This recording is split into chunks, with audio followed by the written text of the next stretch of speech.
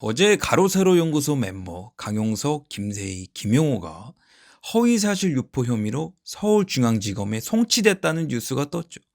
이 세 사람의 주요 혐의를 간단하게 말씀드리면 조국 법무부 장관이랑 이인영 통일부 장관, 국민의힘 김병욱 의원 그리고 한예슬 씨 등에 대한 허위 사실을 유포했고 이들의 명예를 훼손했다는 것인데, 먼저 조국 사건을 들여다보면요.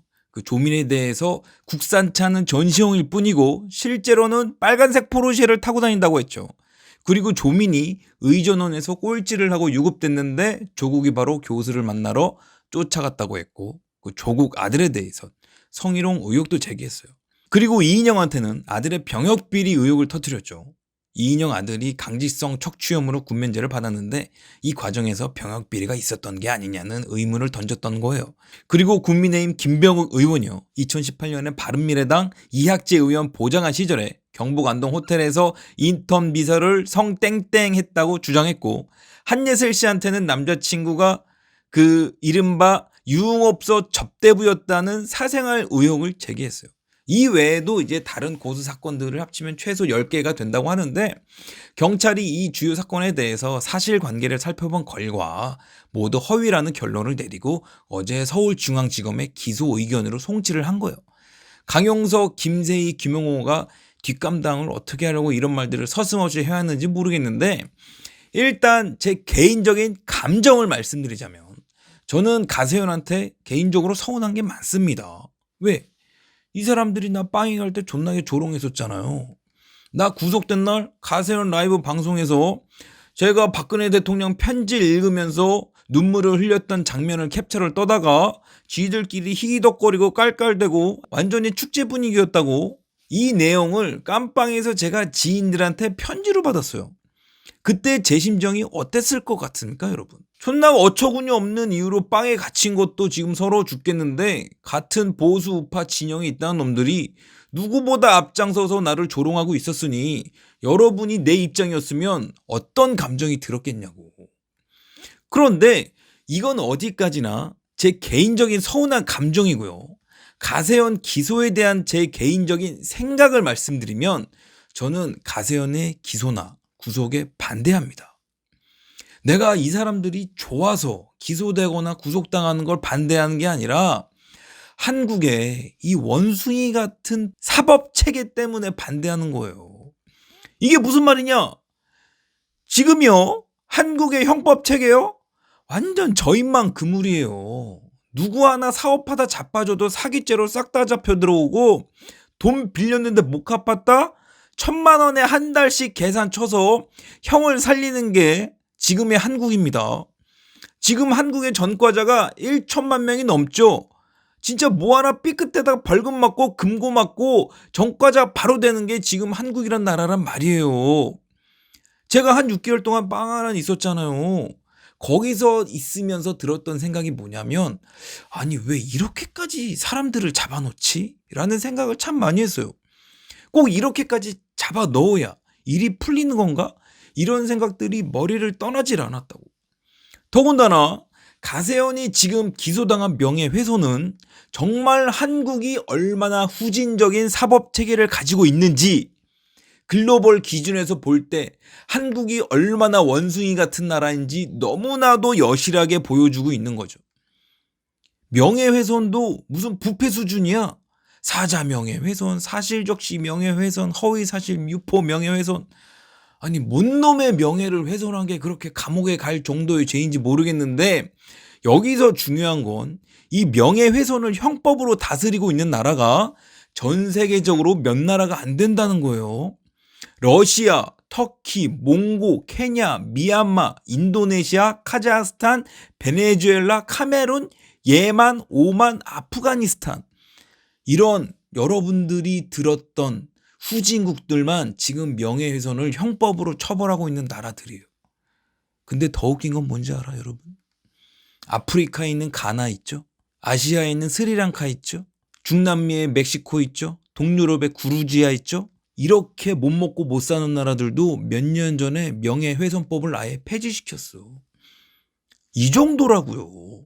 여러분들은 제 얘기를 들으니까 한국의 사법제도, 형벌체계 이거 쪽팔리지 않으세요? 지금 한국의 경제 규모가 세계 10위권이고 한국 영화가 아카데미 시상식을 휩쓸고 BTS가 미국 팝 시장에서 주름을 잡고 있는 나라인데 예멘, 아프가니스탄, 미얀마 이런 공산주의 독재 국가들이랑 어깨를 나란히 해야 되겠어요. 그래서 저는요, 가세현이 기소도 안 당하고 구속도 안 당했으면 해요. 왜? 내 사심보다는 국가의 클래스가 먼저거든요. 한국에서 명예훼손으로 처벌받은 사람은 저 구자웅이 마지막이었다고 한국 사법 역사에 기록으로 남았으면 좋겠습니다. 제가 지난주에 한동훈 법무부 장관이 지명이 되면서 유시민을 조롱하는 영상 의정부에까지 가서 찍고 왔죠. 제가 유시민이 구속되길 바라는 마음에서 찍었을까요? 아니에요. 그냥 여러분들이랑 한번 웃고 말자고 코미디 꽁트처럼 그냥 한번 재밌게 찍은 거라고. 막말로 가세현이건 유시민이건 거기 들어가면 뭐가 달라져요? 달라지는 건 아무것도 없어요. 그리고 표현의 자유요? 이런 나라에서 무슨 표현의 자유야. 아프가니스탄 되고 예멘 되고 카메론 되는 거죠. 그러면 너는 도대체 이 명예훼손을 어떻게 하잔 말이냐? 첫 번째는요. 명예훼손은 철저하게 민사로 다스려야 합니다. 최순실이 안민성한테 민사소송 걸어서 1억 배상 판결 받아낸 것처럼 개인 대 개인의 배상 방식으로 이 문제를 풀어야 돼요. 그러면 또 이 1억이 너무 작은 게 아니냐 하신 분들도 있을 텐데 여러분들 이 1억이 중요한 게 아니라 그 사람이 뻥카를 날렸다가 법원의 심판을 받았다는 사실이 중요한 거예요. 1억은 그냥 상징적인 숫자일 뿐이라고. 이렇게 명예훼손 당한 사람을 경제적으로 도움도 주고 명예도 다시 살려주는 이런 상징적인 민사제도가 이게 얼마나 중요하고 필요한 일이냐고. 꼭 빵에 쳐 넣어야 피해자 명예가 다시 살아나고 이 땅의 명예훼손이 사라지는 게 아닙니다. 그러면 두 번째 방법은 뭐냐? 국민들이 스스로 자정작용으로 이렇게 뻥카 날리는 것들 알아서 걸러야 하는 겁니다. 그 다른 말로 말하면 이 거짓말 자체도 시장에 맡겨야 한단 말인데 이게 참 지금 한국의 민도의 수준을 보면 참 멀고도 요원하게 들리는 게 사실인데 이건 어쩔 수 없는 겁니다. 네, 국가, 국민의 민도, 이 성숙의 시간이 필요한 거예요. 국민들을 속이는 놈이 나타나면 처음에는 뭣도 모르고 당하고 속다가 나중에는 기어이 대가리가 깨지고 김치 국물이 흘러내리면서 국민들이 그 대가리 깬 범인들을 잡아 족치죠. 그 와중에 또 뻥쟁이가 나타나고 속고 이번엔 귀에서 피가 나고 또 범인을 잡아 족치고 이런 과정을요 적어도 3세대 최소한 100년 정도는 시간이 있어야 한다. 그리고 이런 시행착오를 통해서 국가의 국민들의 민도가 성숙이 돼야 한다. 이 말입니다. 대가리 깨진 사람들도 늘어나고 그 김치 국물을 맛본 사람들이 자식들한테 가르쳐주고 그 자식들은 또 그 자식들한테 대물림하면서 이렇게 국민의 민도의 수준이 점진적으로 상승하면서 나중에는 지금의 일본처럼 세계 최고의 민도 수준을 갖게 되는 거라고요. 이게 제가 가세현의 기소에 반대하는 이유고요. 한국에서 명예훼손을 다루는 방식에 있어서 다른 선진국들은 다 어떻게 하고 있는지 여러분들한테 그 방법을 알려드리는 거예요. 그래서 저는요.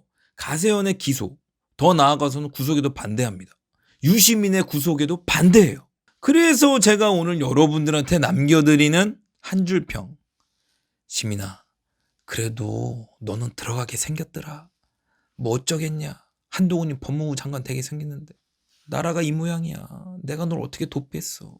그러니까 어금니 꽉 깨물고 있어. 이씨.